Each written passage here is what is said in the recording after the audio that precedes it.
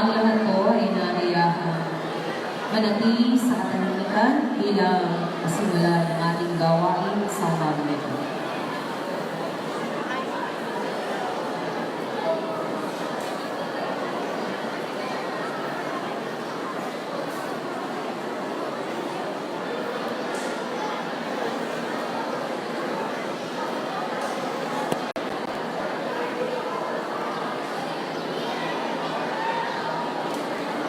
Magandang umaga muli sa ating mga.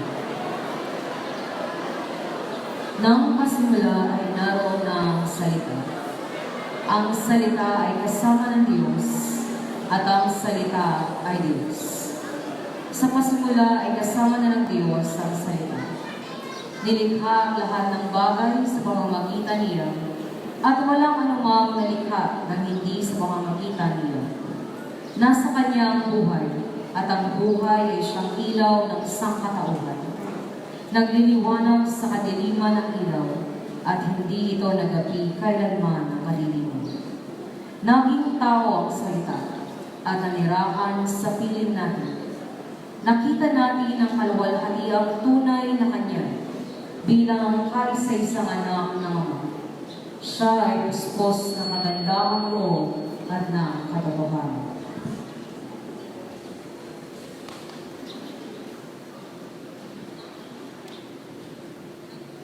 Ihanda natin ang ating mga sarili para sa ating pananagawain ngayong umaga.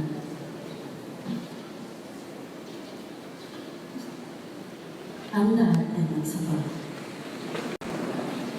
Sa ngalan ng Ama at ng Anak at ng Espiritu Santo. Amen.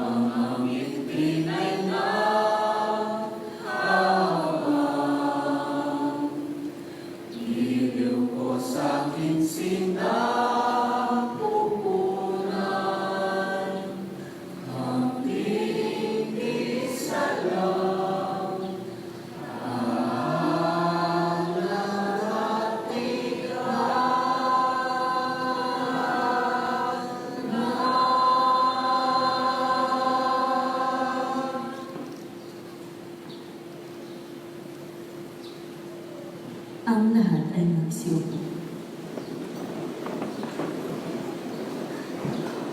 Sa natatamang paraan ay ating masasaksihan ang pagsisimula ng pagdiriwang ng Pasko sa Becho. 3 taon bago pumanaw ang ating amang San Francisco ng Assisi. Isang espesyal na tradisyon ang iniwan niya sa kanyang mga kapatid sa mga Franciscanong samahan, sa mga taga-Greco at sa ating mga Pilipino dahil sa ating pagpapahalaga sa Diyos. Nagmula noon sa Rome ang ating kapatid na Francisco para hingin sa mahal na Santo Papa ang tatak ng pagkilala sa panibagong daan ng buhay para sa mga nagnanais sumunod sa landas Franciscano. Minabuti niyang dumaan sa bayan ng Becho bago tuluyang bumalik sa Assisi. Malapit sa kanyang puso ang lugar na ito dahil sa kanilang matibay na pananampalataya sa Diyos. Tulad ni Francisco, mahalaga para sa mga mamamayan ng Becho ang dumalo sa mga banal na misa at mga panalangin. Tinutulungan nila ang isa't isa para patibayin ang kanilang munting komunidad. Kapatid na Francisco, magandang araw po. Bakit tila yata malungkot po kayo? Magandang araw din sa inyo, mga kapatid. Wala ito, mayroon lamang akong nalala. Tila kay dami ng inyong mga pinamili. Para po ito sa nalalapit na Pasko, kapatid na Francisco. Ibabahagi po namin ito sa iba. Kay buti ng inyong mga puso. Subalit, ipagpaumanhin ninyo at ako'y tutubo na sa aming bahay na maraming salamat at paalam. Walang anuman po, kapatid na Francisco.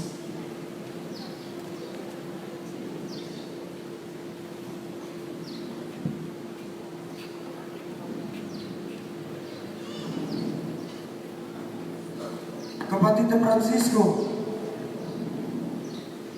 kamusta ang iyong naging paglalakbay? May masakit ba sa'yo? Sumasakit ba ang iyong mga mata?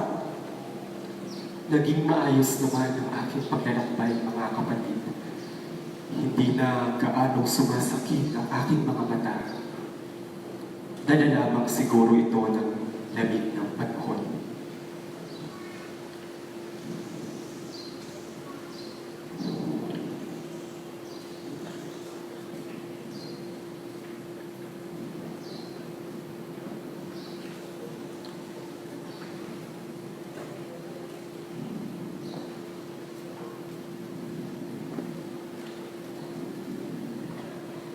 Mga kapatid, kung maaari sana'y ibig kong makausap ang ating kapatid na si Ginoong Juan. Akin po siyang pupunta sa kanilang tahanan, kapatid na Francisco. Maraming salamat sa iyo, kapatid. Pagpalain ka nawa ng Panginoon.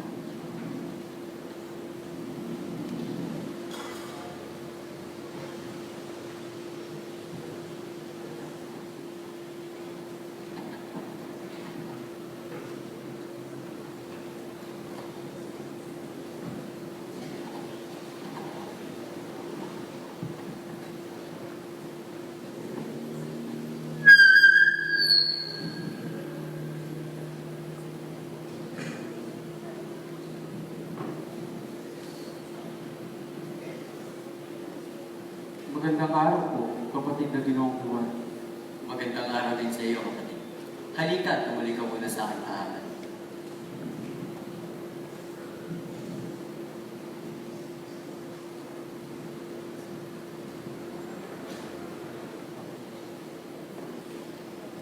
Ano ang may paglilingkod ko sa iyo?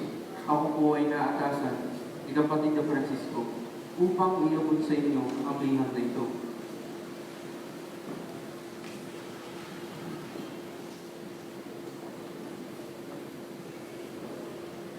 Kung gayon,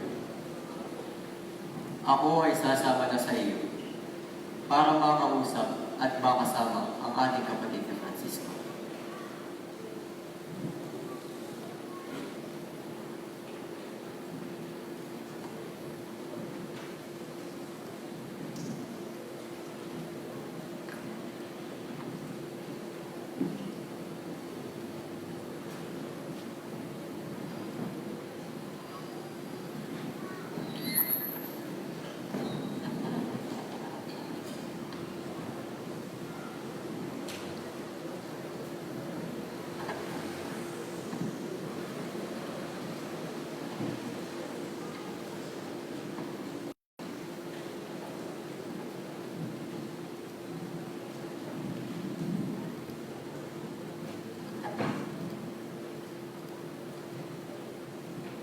Narito lang kapatid na tinungkuhan.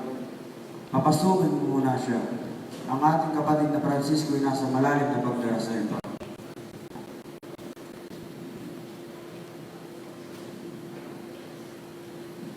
Tumuloy po muna kayo kapatid na tinungkuhan.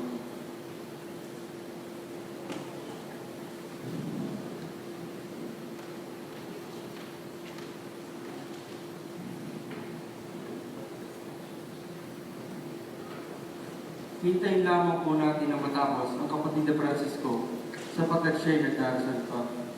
Walang problema mga kapatid. Alam naman natin una ang Diyos sa ating kapatid na Francisco. Ngunit, kamusta nga ba ang kanyang mga mata? May mga pagkakataon pong masigit ang pagsakit ng kanyang mga mata.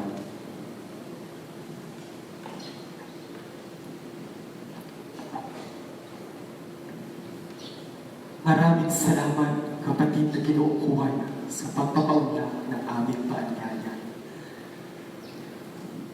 Walang anuman kapatid na Francisco.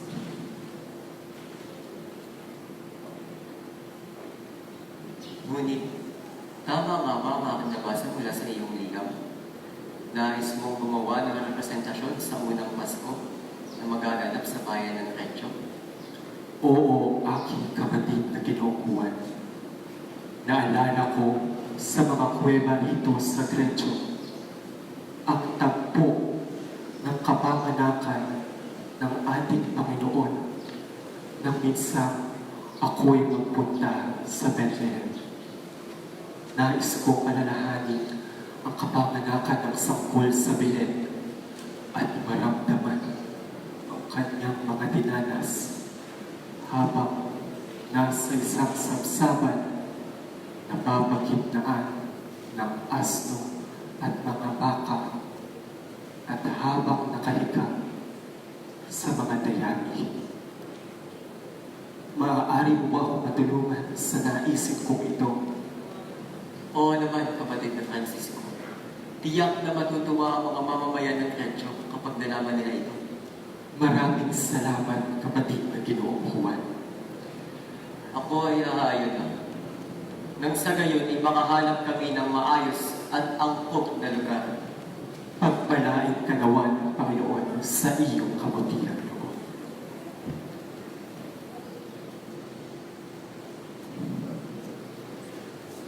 Mga mamamayan ng Reggio, dahil ng ating kapatid na Francisco na dito magdiwang ng Pasko, kasama tayo. At kung inyong mamarapatin, nais ko sanang hingin ang tulong ng bawat isa para sa paghahanda sa araw na ito. Agad na naghanda si Juan at ang mga mamamayan ng Reggio. Naghanap sila ng kuwebang maaari nilang magamit. Nagpahanap siya ng mga dayami at naghanap ng mga alagang hayop na maaaring dalhin sa kuweba sa tatlong araw. Naging abala ang lahat sa paghanda, ngunit hindi sila nagreklamo, bagkus ay ganoon na lamang ang kanilang nadaramang ganap at antisipasyon para sa naiibang karanasang ito. Paglipas ng ilang araw, dumating ang gabing kanilang pinakahihintay. Ang mga mamamayan ng Greccio ay dumating sa lugar na may dalang ilawan at kandila. At higit sa lahat, ang kanilang mga pusong tinig ng pananabik at pag-asa. Dumating sina Francisco at ang iba pang mga Franciscano kapatid.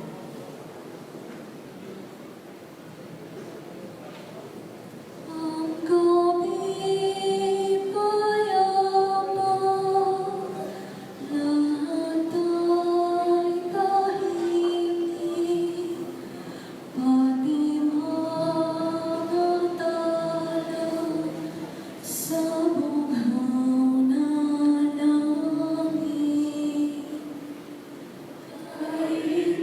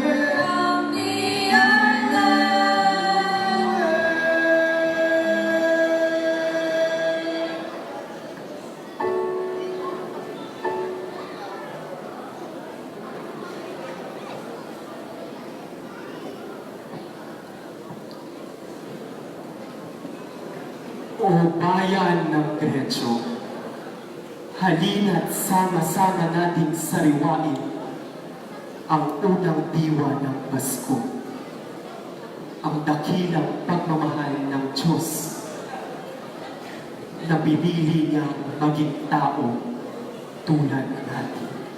Ang lahat ay magsitayo bilang paggalang sa mabuting balita ng Panginoon.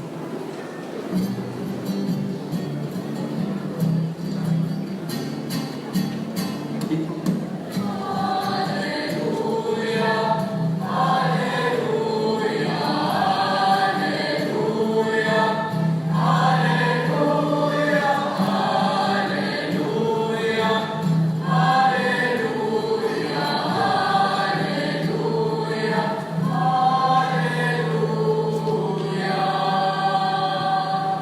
Alleluia, sumilang ang Panginoon, liwanag sa atin ngayon. Alleluia.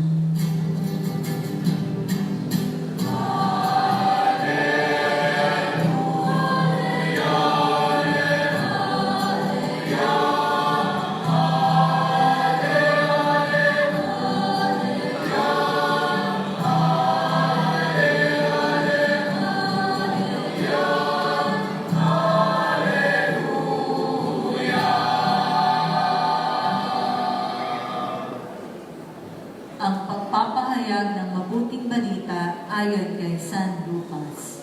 Papuri sa iyo, Panginoon. Nang panahong iyon, iniutos ni Emperador Augusto na magkaroon ng census sa lahat ng nasasakupan ng imperyo ng Roma. Ang unang census na ito ay ginawa noong si Cirenio ang gobernador ng Syria. Kaya't umuwi ang mga tao sa sarili nilang bayan upang magpatala. Mula sa Nazareth, isang lungsod sa Galilea, si Jose ay pumunta sa Judea, sa Bethlehem na bayang sinilangan ni Haring David, sapagkat siya ay mula sa angkan ni David. Kasama rin niyang umuwi upang magpatala si Maria na kanyang magiging asawa na nooy nagdadalang tao.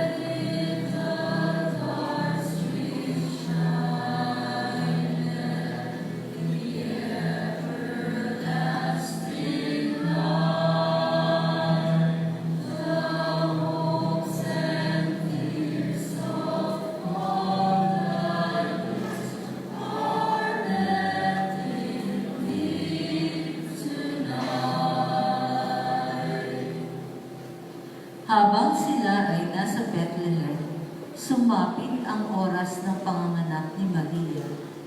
Isinilang niya ang kanyang panganay na isang lalaki. Binalot niya sa lampin ang sanggol at inihiga sa isang sabsaban, sapagkat wala ng lugar para sa kanila sa bahay panuluy.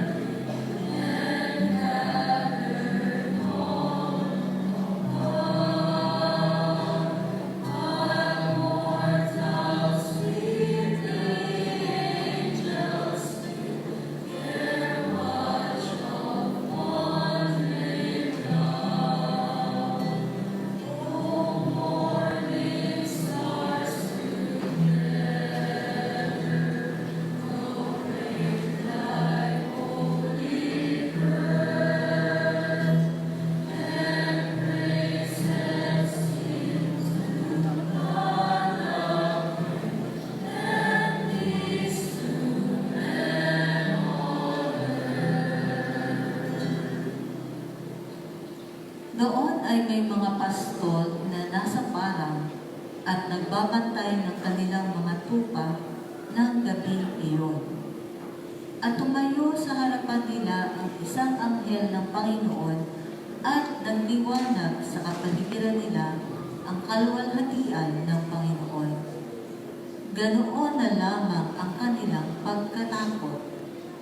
Ngunit sinabi sa kanila ng anghel, "Huwag kayong matakot.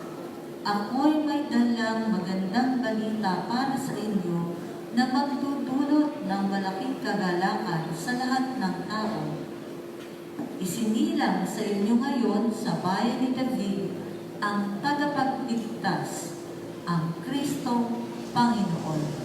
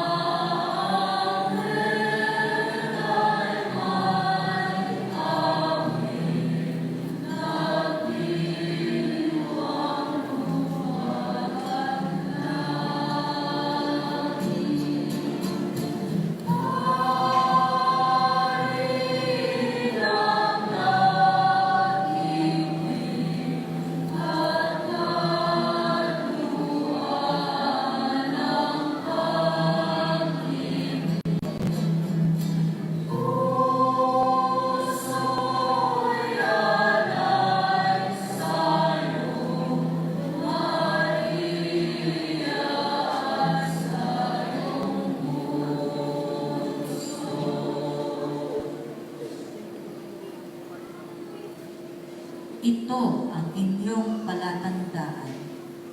Matatagpuan ninyo ang isang sanggol na nababalot ng lampin at nakahiga sa isang sabsaban. Biglang lumitaw kasama ng anghel ang isang malaking hukbo ng mga anghel sa kalangitan. Papuri sa Diyos sa kaitaasan at sa lupa ay kapayapaan sa mga taong kinalulugdan niya.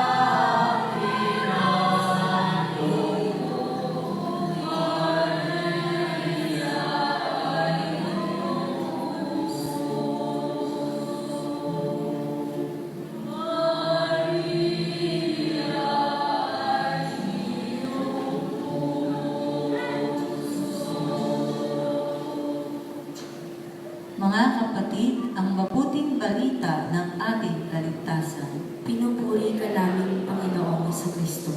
Ang lahat po ay magsiupo. Maaari niyo na pong patayin ang sindi ng inyong mga kandila.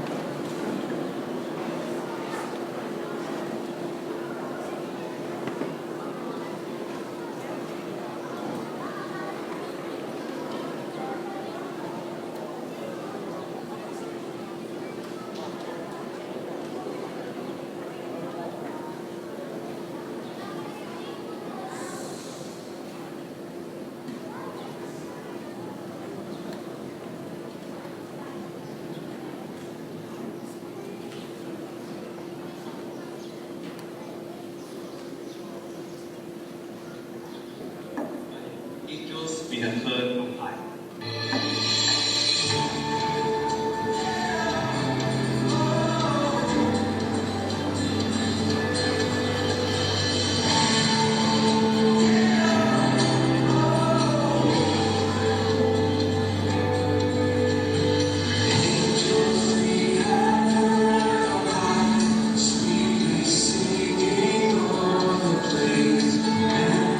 Mountains in every time.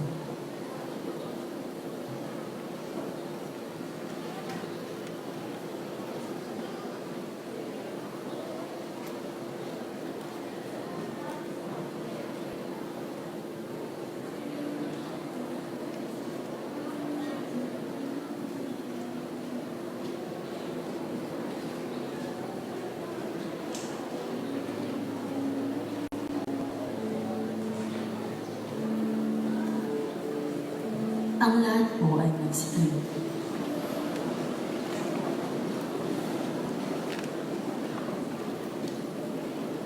Nagagalak ang ating mga puso ngayong araw ng Pasko. Habang ginugunita natin ang kapanganakan ng ating Panginoon at tagapagligtas na si Jesucristo. Buong pananalig tayong manawagan sa ating butihing Diyos Ama na nagbigay sa atin ng kanyang buktong na anak. Sa bawat intensyon, ating itutuloy. Amang mapagmahal, dalangin namin iyong pakinggan. Amang mapagmahal, dalangin namin iyong pakinggan.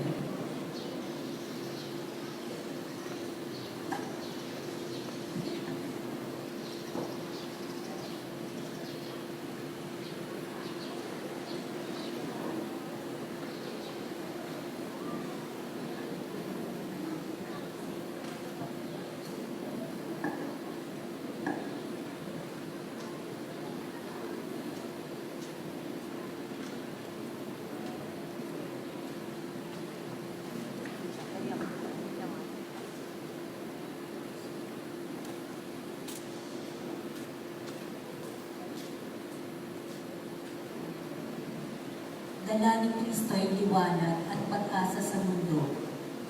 Nawa ang liwanag na handog ng pagsilang ni Jesus ay magsilbing ating gabay upang tayo rin ay maging mga maninigid na mga pituloy para ang iba ay makaakay natin tungo sa landas ng buhay at kabanalan.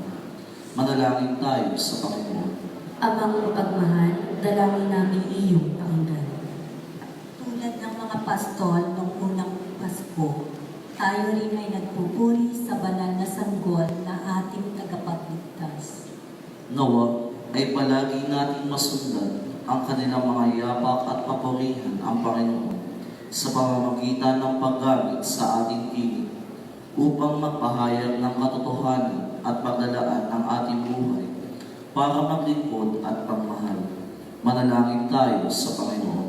Amang mapagmahal, dalangin namin iyong pakinggan. Hindi lahat ay makapagdiriwang ng buong galak ngayong Kapaskuhan.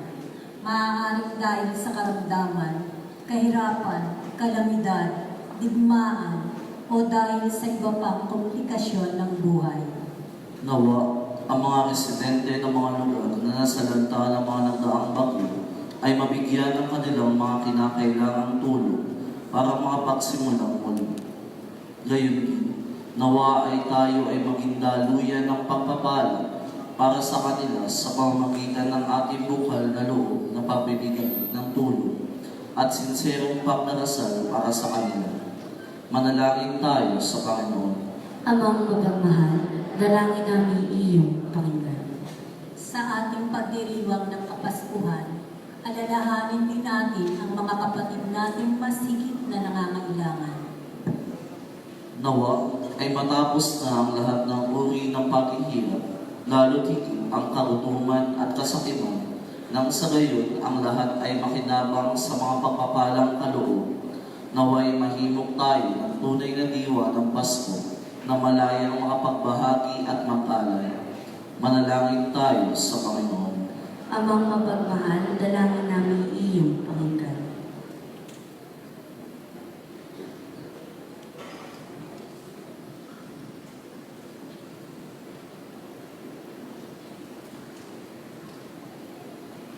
Ngayon po'y isasagawa natin ang pagbabasbas ng sabsaban. Inaanyayahan po namin sa unahan si Sister Soray FMN para sa pagbabasbas.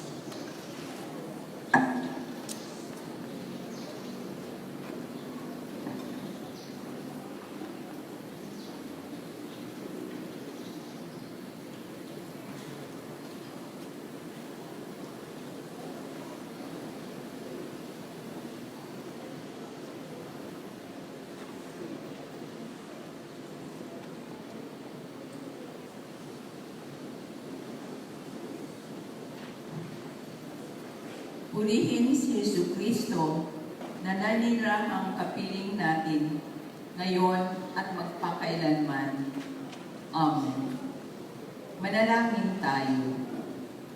O Diyos ng mga bansa at tanan, Sa simula pa ay pinamalas mo ang iyong pag-ibig. Sa mga taong matindi ang pagdaing, pinadala mo ang iyong anak bilang tagapagligtas. Isinilang ng Birheng Maria, siya ay nagdulot ng tuwa at kapayapaan, ng awa at pagmamahal. Basbasan mo kaming lahat na sa Belen ay tutunghay. Malaala sana namin lagi ang kaabahan ng pagsilang ni Jesus at itaas ang aming mga puso sa Kanya, ang Diyos na sumasa amin at tagapagligtas ng lahat. Siya na nabubuhay at nagahari magpakailanman. Amen.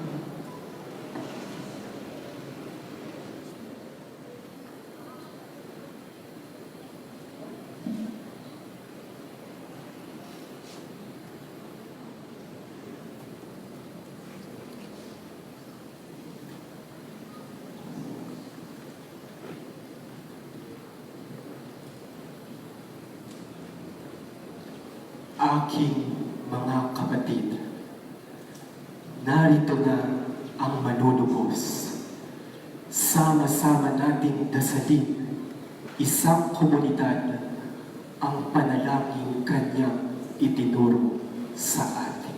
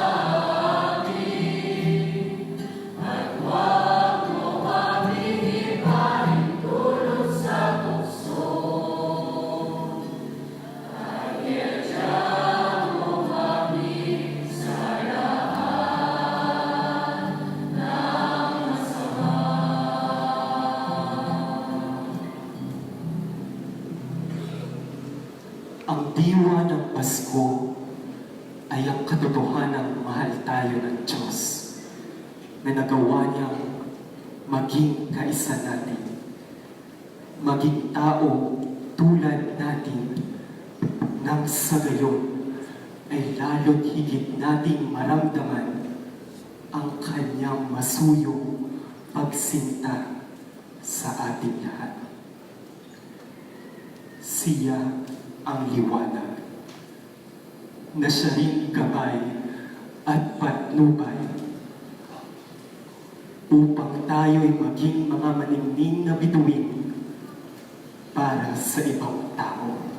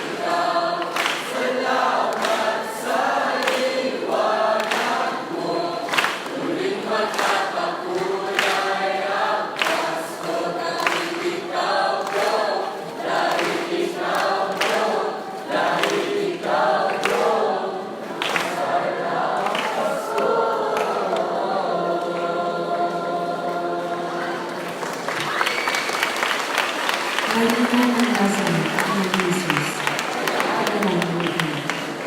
Mahal na Belen, tala ng karagatan, ipanalangin mo.